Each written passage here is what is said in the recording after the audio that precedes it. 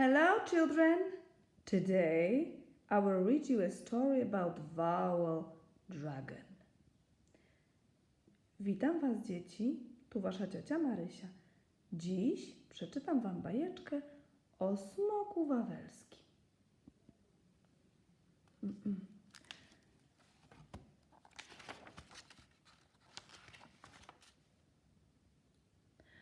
Once upon a time in Krakow, there lived a king with his daughter, the beautiful princess. They lived in a castle next to the river Vistula. The castle was on a hill called Wawel Hill.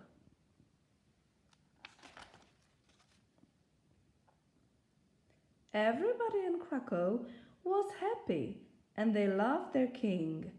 All the knights wanted to marry the princess and brought her gifts. But the king always said, "No, you are not good enough for my daughter."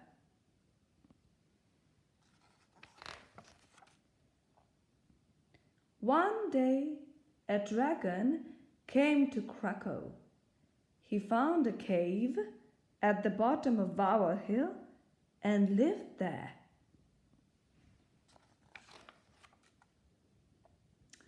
The dragon was very big and was always very hungry. Every day he went to the fields and ate the cows, sheep, and horses. The dragon, you can see the dragon here. Soon the people started to put their animals in their houses. So the dragon got very hungry and very angry. The dragon was hungry. The dragon flew to a house. "Give me your animals," he roared. The people in the house were so scared they ran away. The dragon then breathed fire and burned down the house and ate all their animals. The next day, the people of Krakow went to the king. "Your Highness, you must do something. Soon we will have no animals and no homes." So the king said, "The brave man who can kill the dragon will marry my daughter, the princess, and I will give him half of the kingdom."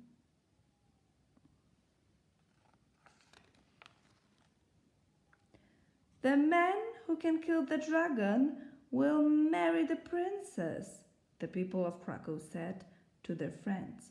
Soon everyone in the kingdom heard the news. Many brave knights came from far away to kill the dragon.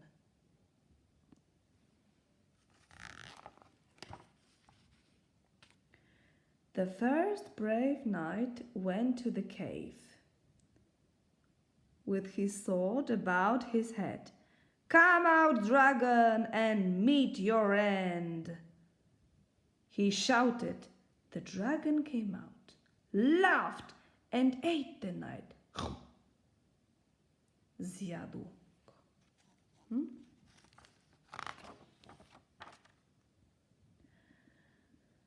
The second brave knight went to the cave with his sword about his head. "Come out, dragon, and meet your end," he shouted. Again the dragon laughed and ate the knight. The dragon was so hungry, so he ate the knight.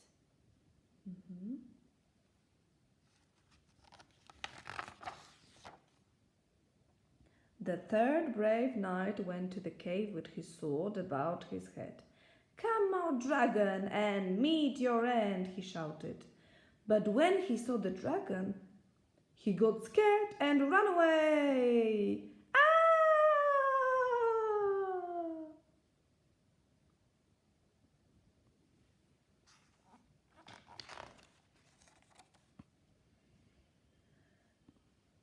So there were no knights brave enough to kill the dragon. "Oh, what will I do now?" said the king in his castle. Just then there was a knock at the door.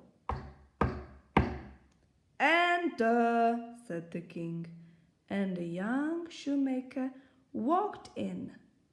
"I will kill the dragon," shoemaker said.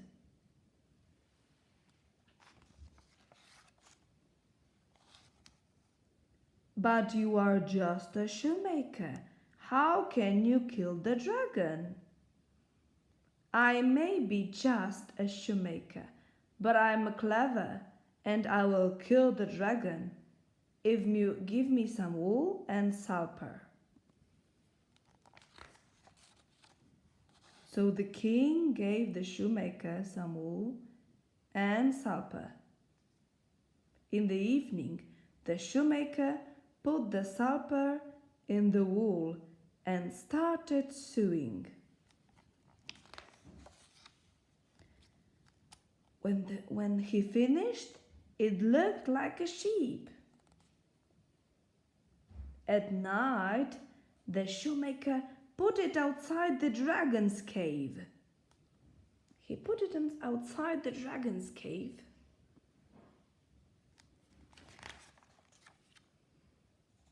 When the dragon woke up, he was hungry. He went outside and saw the sheep. Breakfast," he said, and ate the sheep.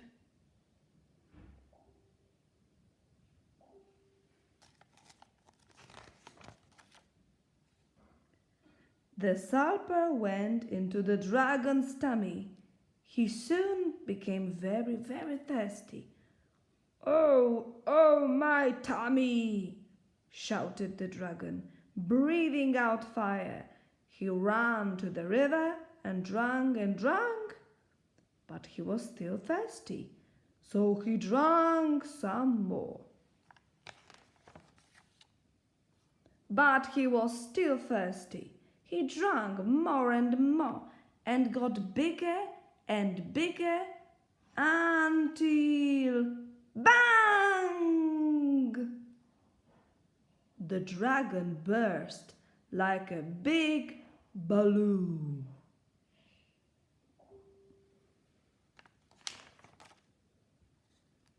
"Hooray!" shouted the people in Krakow. "Hooray for the shoemaker!" And they carried him on their shoulders to the king. The shoemaker married the princess, and the king gave him half the kingdom. And all the people in Krakow lived happily ever after.